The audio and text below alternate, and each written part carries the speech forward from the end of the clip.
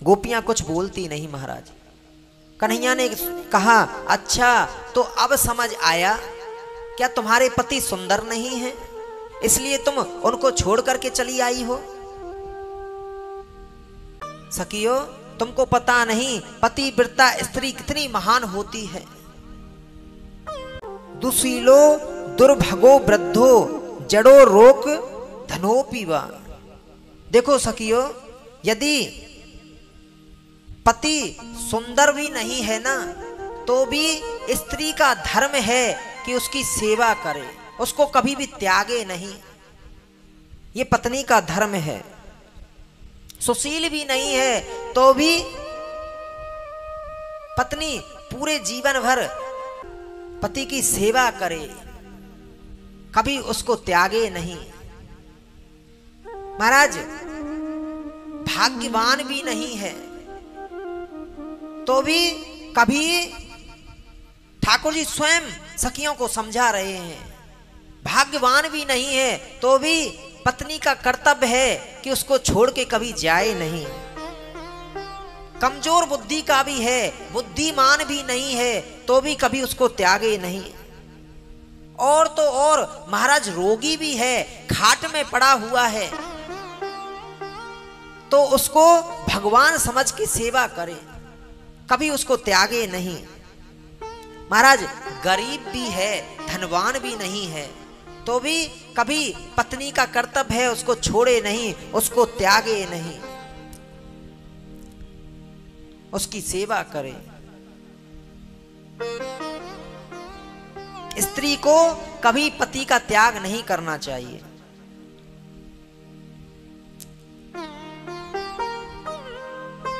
कन्हैया कहते हैं, सखियो, तुमको पता नहीं पतिव्रता स्त्री कितनी महान होती है। कन्हैया गोपियों को एक कथा सुनाने लगे। एक पति पत्नी बेचारे बड़े गरीब थे। एक उनके यहाँ छोटा सा बच्चा था। अग्निहोत्री थे, रोज घर में हवन किया करते थे। गोपियों को सुना रहे हैं। कहते हैं, गोपियों, ये जो इनका जो पति था ना, जंगल जाता और वहां से लकड़ी काट के लाता, उनको बेचता, फिर घर का खर्चा चलाता। ऐसे ही इनका जीवन निर्वाह हो रहा था। तो महाराज कहते हैं, इनके घर में एक हवन कुंडी बनी हुई थी, उसमें ये रोजाना हवन करते, इनका नियम था।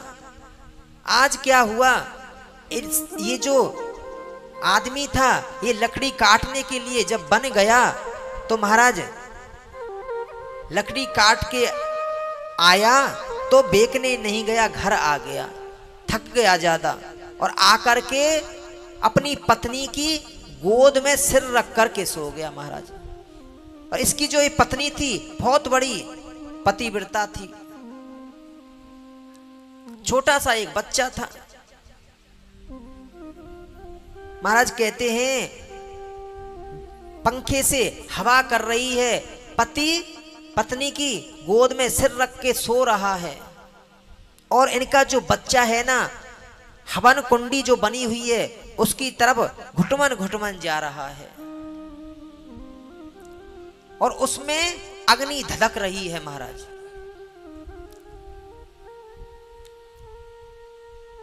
अब ये पत्नी इनकी देख रही है कि बच्चा हवन कुंडी की तरफ जा रहा है, पर बच्चे को, पति को उठाए तो महाराज पतिव्रता थी, सोचती है मेरा धर्म नष्ट हो जाएगा।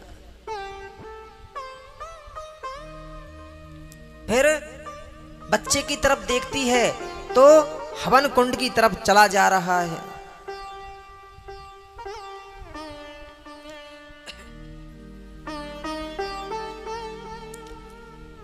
कहते हैं, देखते इतने में वो कुछ सोच पाती, देखते ही देखते वो बच्चा हवन कुंडी में गिर गया महाराज, और अग्नि उसमें धधक रही है।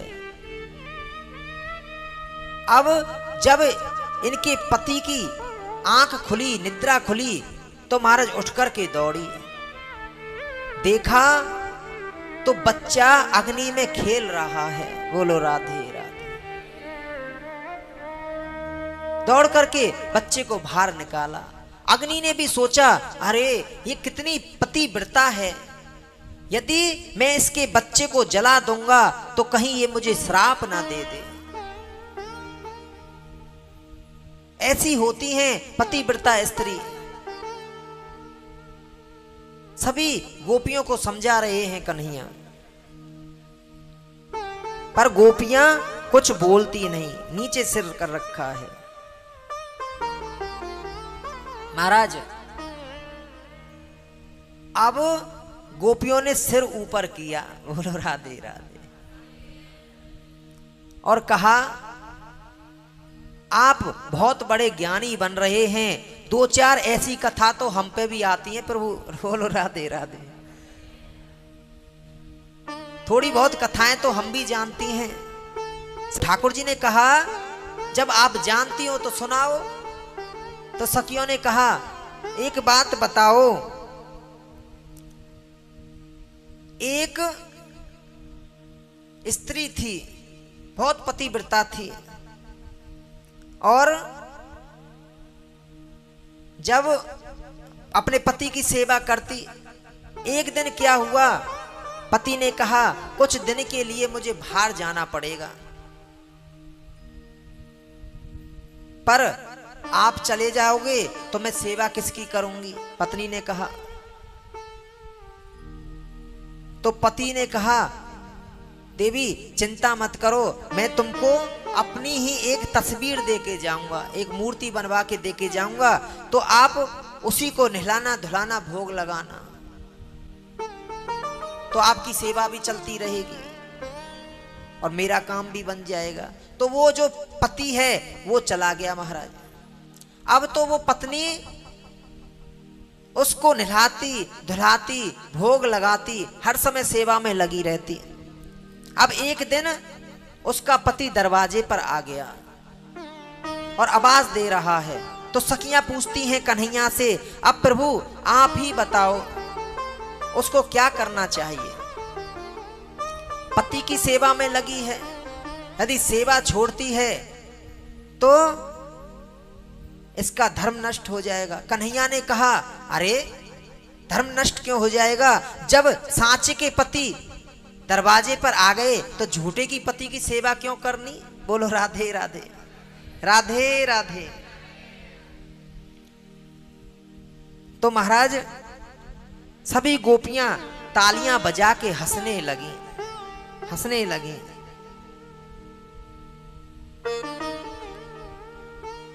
और कहती हैं, प्रभु आपका ही मुंह और आपका ही निर्णय। बोलो राधे राधे।